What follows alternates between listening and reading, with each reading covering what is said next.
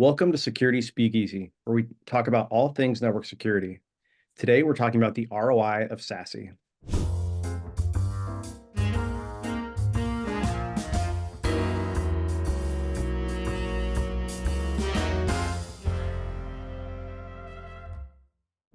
My name is Brian Remmel, Product Marketing Lead for Prisma SASE at Palo Alto Networks. I'm joined today by Jason Georgi, Field CTO for Prisma SASE. Jason, thanks so much for joining us today. Thanks for having me, Brian. Great. Before we dive into today's topic, I thought it'd be fun if we revealed something about you to the audience. There's a rumor that you actually used to be on the practitioner side before you joined Palo Alto Networks. Can you tell us a little bit about that? Yeah, sure. So rumor is absolutely true. I did spend 20 years, the first 20 years of my career in technology on the customer IT side, if you will. And that taught me a lot. It taught me a lot about, what it actually takes to drive change and innovation and disruption within an organization. My most recent experience was at GE for 9 years, where, really the focus of our entire organization was to change things up. 30 years of mergers and acquisitions does a lot in a negative way to technology, and so with that, how are we able to get ourselves modernized and ready for things like cloud and mobility as those mega trends were starting to take shape as business enablers, right? So it wasn't just, hey, here's a new technology to go implement or try out. It was, how can we get better at more agile, more productive, and cloud and mobility happen to be those answers, right? So now it was a matter of changing things around. So, I didn't ever think I'd be on the vendor side, if you will, of technology, but been here for a little while now, and I enjoy it quite a lot. That's great. It must have been a really exciting time, especially with such a well-known brand and frankly, a company that's had such a long-standing presence in the market to be able to help them transition to some of these cloud technologies.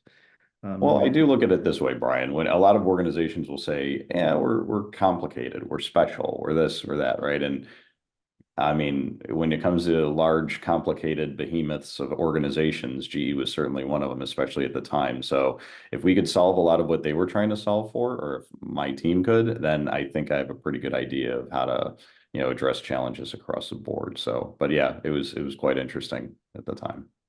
Very good.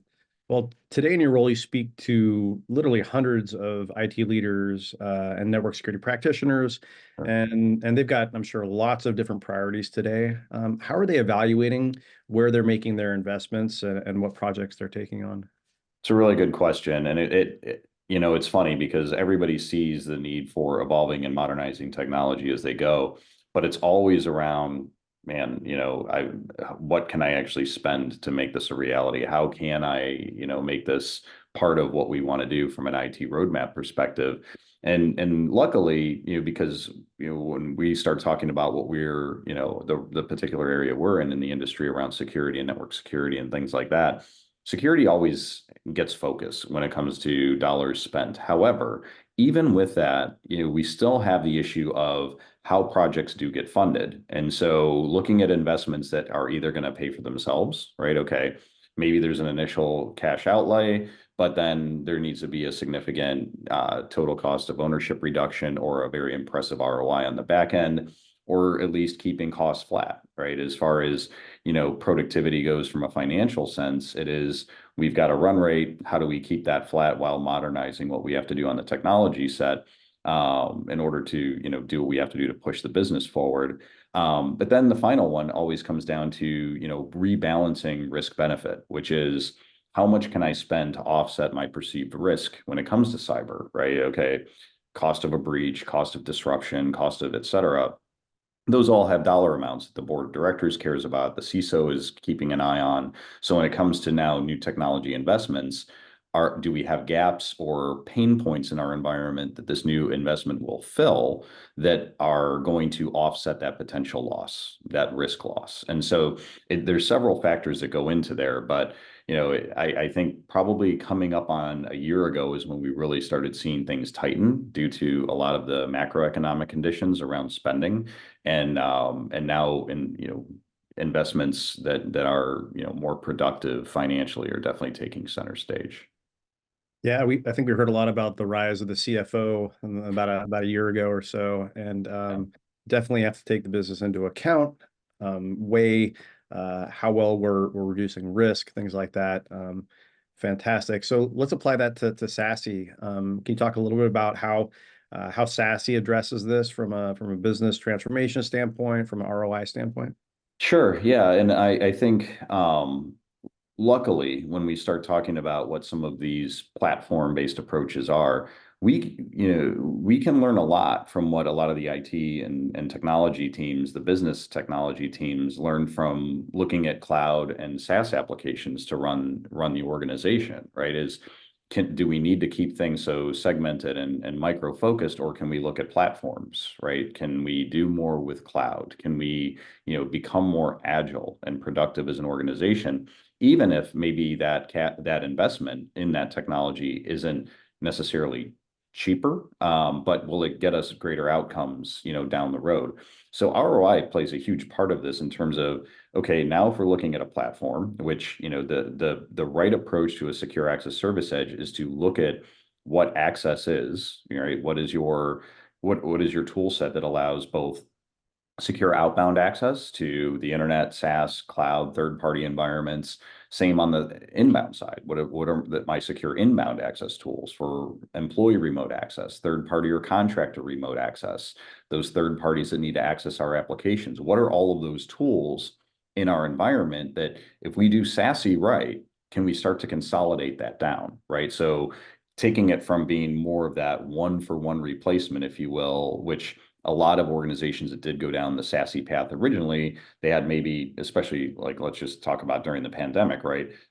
Capacity constraints and scaling issues for their remote access VPN infrastructure. So they looked to a cloud delivered option to help that. And SASE was prime for that. It was designed to help that exact scenario. So that wound up being kind of a one-for-one replacement. And so when you look across the capabilities that SASE offers, there are additional one-for-one replacements that you can find.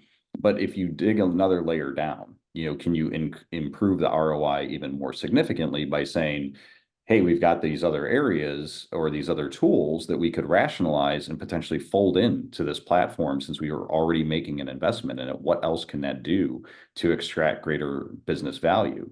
But then it comes down, so there's the consolidation piece, but then there's also consistency, which is if I get consistent in what I'm doing from a network and network security capability, how does that benefit the organization?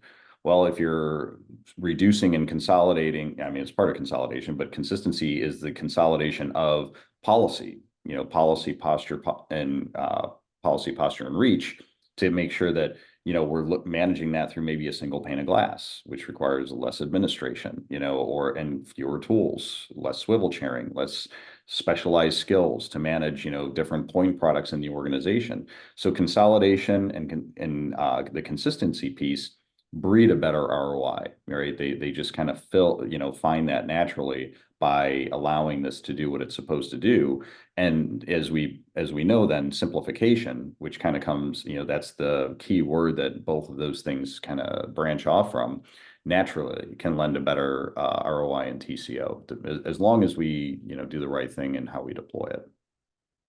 Fantastic. So we're consolidating some smaller point solutions into a platform approach with SASE. We are actually reducing the number of administration panels and whatnot. We're consolidating security policy. Fantastic. You got me on board. What are some things that a practitioner could do, say that they've decided, SASE is, I see SASE is the right approach for my organization. How can I best sell that internally, build support for that? Yeah, great question. Comes up all the time, right? And it even ties back to some previous technology decisions that were made that, wow, this is really something I think could benefit the organization. Now, how do I build that groundswell of support behind it? It is understanding what the outcomes are, first of all, that the business needs to achieve, right? So where is the business going directionally? What's going to enable it to get there? When you start building that coalition of the willing when it comes to a new technology investment or direction, right? Being disruptive in the organization, it has to be something that can solve some pain, right? Because change is hard and nobody really wants to change for change's sake. So if I'm looking at something like SASE, how is it actually going to benefit my organization? What are the parts of that organization is it going to touch? So if we just think about some very simple outcomes, first of all, it's security, right? Protecting users, apps, and data. If we can up level our security, that helps reduce our risk. So that plays into that risk benefit analysis. Who cares about that? Well, it's the people that are identifying vulnerabilities and gaps in the environment that we can go fix and fill, right, with some new technology capability. But then there's also the user experience piece. Like, hey, we're rolling out all these applications in SaaS and cloud. Is user experience to these apps and cloud resources going to be good? Because if we're talking about user productivity, their ability to work and not be impacted, we need them to be able to work and access these applications efficiently at all times. So is there pain there, right? Is there pain with accessing certain applications or by certain users, high profile users, things like that? Management challenges. We do talk about access and all of those inbound and outbound access tools in our environment. How cumbersome is it to manage things like that? So this touches various areas of the organization, everywhere from business unit leaders that are concerned about loss of intellectual property or just critical data or information, user experience, which is impacting end user computing and users just being able to work and do their jobs. And then management administration, which is impacting operations, right? Making sure that they are able to manage things as efficiently as possible and reduce as much overhead as possible. So if you can kind of identify some pain points within those particular organizations, now you start hearing, yeah, that would help me. Yes, this would help. Yes, that would help. Now you start to build that internal coalition around, okay, if I can now demonstrate this to you, that this new technology, this new platform is going to help us go where we want to go, are you in, right? Do I have your back? And that's going to, really help with building that support, from the ground up. And the reality is too, just to kind of close this particular question and point off, you have to be a challenger, right? Nobody can just sit back and let technology come to them and say, hey, I've got this great idea. Who wants in? You're going to hear crickets, right? You sometimes have to be a challenger, challenge the status quo. Because like I said, change is hard. And you got to show them something that is like, hey, this is going to help and here's why. So disruption takes some guts for those people that actually want to start driving these projects forward. But that's okay, right? Because then when it is successful and you are able to show a business benefit as a result, then you become more of that trusted partner. IT goes from being a service provider to a value broker to the business, and that's incredibly important. It's a fantastic point. We actually worked with Forrester Research recently. They spoke with a number of our customers to understand the benefits that they were seeing from their SASE transformations. And they went through and quantified them and built a report around it called the Total Economic Impact. And it's actually available now for customers to read and use as well. There's also an interactive version of that, so they can go and plug in numbers for their own organization and discover what some of the benefits they might actually be able to see from Prisma SASE. You can go ahead and see that on the website at paloaltonetworks.com/sassy. And that's it for our show today. Jason, I want to say thank you so much for sharing what you're hearing out there. Really appreciate your insights today. Thanks for having me, Brian. Appreciate it. So thanks for joining us at the Security Speakeasy to talk about the ROI of SASE. And thanks to everyone for watching. If you like the show, click that button, subscribe to the channel, and visit paloaltonetworks.com. Thank you.